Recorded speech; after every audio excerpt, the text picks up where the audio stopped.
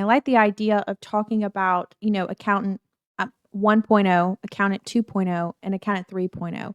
So really going into detail of what does the past, present, and future of accounting look like? What has it looked like? And how is it going to change? And Dan, I don't know if you recall writing that, but your name, Someone on my team probably put it together and I slapped my name on it. I haven't written the your actual your thing name, since the late 1990s. No, I do actually remember that. It was my a recent column, It and it was yes. sorry, go ahead. And what was the name? It's I can't remember right now. It was accountants by any other name. Yep. And the basic premise was that we've reached a point where the profession is changing. What counts as an accountant has changed and expanded enormously when you look at, you talk about 1.0 and 2.0 and 3.0, the past, the present, the future. What accountants were in when I started paying attention to it in the late 90s is very different from what accountants are now. Or maybe I should put it this way, there's a lot more possible definitions of what an accountant is or can be now than there used to be. They used to be more or less you were a tax guy, you were an audit guy, and when I started in the late '90s, you might be starting to be a consulting guy.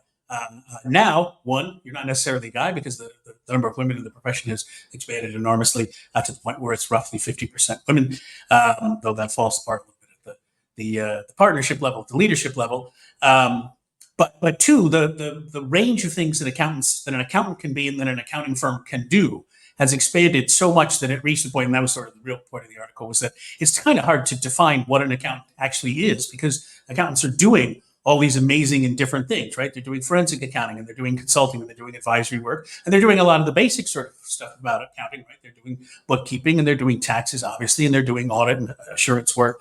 But then they're also doing HR work and executive search work and they're doing technology work. They're expanding into all kinds of new areas that didn't exist before. ESG attest services are going to be a huge new area for accountants. They have a lot to do with the sort of basics of assurance work that the profession is familiar with, but there's an enormous amount about it that doesn't look like accounting at all, right? It looks like environmental reporting, right? It looks like more like sociology than it does like accounting. And so that was sort of the spur of the article. Was there's this blooming of what an accountant can be and what accountants can do and what firms can do that just wasn't really there in the 1990s. The profession was what it had been for a long time. It was limited to the sort of three basic traditional stools of accounting, right? Audit, attest, and a little bit of consulting.